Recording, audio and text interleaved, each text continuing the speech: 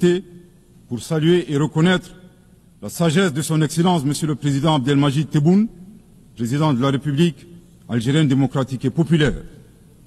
Le 29 août 2024, lors d'une tournée dans le sud algérien, vous déclariez que la Libye, le Niger et le Mali sont des nations fraternelles que vous soutiendriez et non desserviriez. Le peuple malien n'a pas été surpris par ces propos, qui indiquent éloquemment votre panafricanisme, à l'instar de vos célèbres prédécesseurs, dont feu le président Abdelaziz Bouteflika, affectueusement appelé Abdelkader Mali. Suite à son établissement à Gao et l'engagement des autorités maliennes à travers les actions suivantes. Offrir le territoire malien comme base arrière aux Moudjahidines, ouvrant ainsi un front sud. Participer aux affrontements armés contre le colonisateur français en déployant des combattants maliens aux côtés des Moudjahidines sur le territoire algérien pour défendre la liberté et la dignité des Algériens.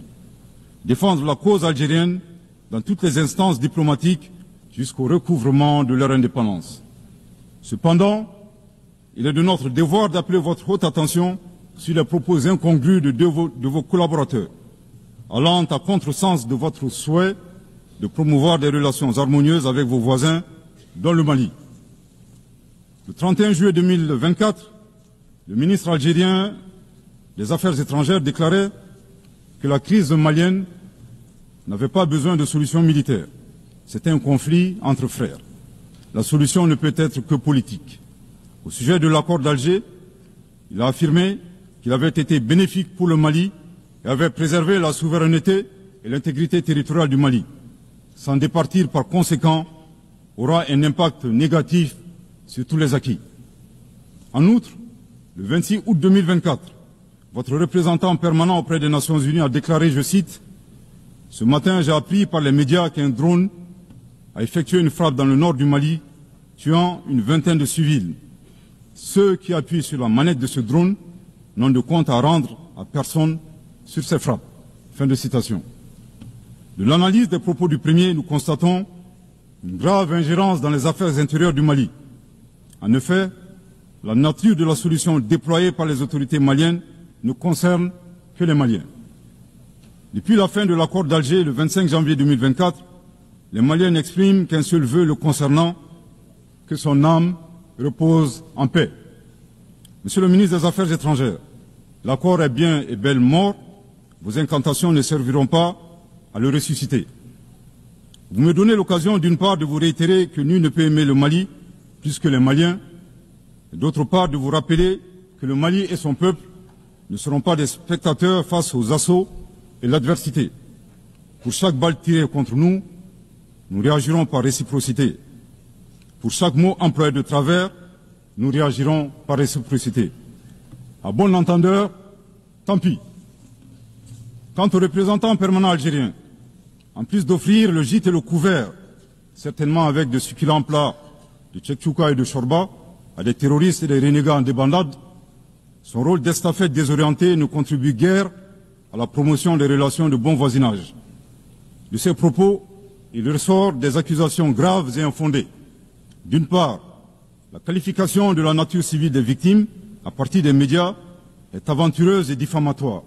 Et d'autre part, en affirmant que les opérateurs de drones n'ont de compte à rendre à personne, il alimente une campagne de désinformation contre le Mali, tout en soutenant l'idée que les voyantes forces de défense et de sécurité maliennes seraient incapables de piloter des drones.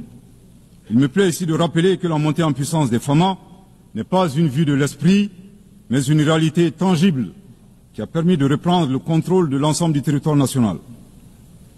Concernant l'usage des drones, les opérateurs sont bien des Maliens qui agissent avec professionnalisme, à l'instar du reste des forces de défense et de sécurité maliennes, et traitent les cibles terroristes suivant des procédures conformes aux normes internationales.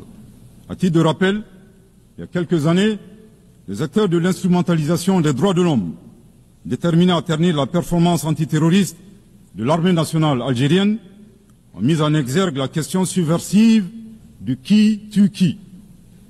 Aujourd'hui, nous sommes troublés que le représentant permanent algérien ait rejoint la tendance manipulatrice des droits de l'homme pour s'attaquer à l'armée malienne.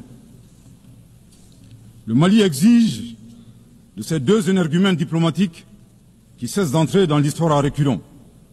Manifestement, ils ignorent tout à la fois de l'histoire entre les peuples frères du Mali et de l'Algérie et la contribution exceptionnelle du Mali à la guerre de libération algérienne, et certainement de la géographie, car ils considèrent à tort le Mali comme une wilaya, c'est-à-dire une province algérienne. Je répète, le Mali exige de ces deux énergumènes diplomatiques qui cessent d'entrer dans l'histoire à reculons. Manifestement, ils ignorent tout à la fois de l'histoire entre les peuples frères du Mali et de l'Algérie et la contribution exceptionnelle du Mali à la guerre de libération algérienne et certainement de la géographie, car ils considèrent à tort le Mali comme une wilaya, c'est-à-dire une province algérienne. Je répète pour une dernière fois, le Mali exige de ces deux énergumènes diplomatiques qui cessent d'entrer dans l'histoire à reculons. Manifestement, ils ignorent tout à la fois de l'histoire entre les peuples frères du Mali et de l'Algérie et la contribution exceptionnelle du Mali à la guerre de libération algérienne et certainement de la géographie, car ils considèrent à tort le Mali comme une wilaya, c'est-à-dire une province algérienne. Monsieur le Président, sur la situation régionale et internationale, le Mali reste très attentif au développement en cours en Afrique et dans le reste du monde. Ainsi sommes-nous préoccupés par le niveau de violence au Moyen-Orient, notamment dans les territoires palestiniens occupés. Le peuple malien réaffirme son soutien au peuple palestinien frère dans sa lutte légitime pour l'autodétermination. Le gouvernement du Mali réitère son appui à la solution à deux États, Israël et la Palestine, vivant côte à côte, en paix et en sécurité, à l'intérieur de frontières sûres et internationalement reconnues. Nous condamnons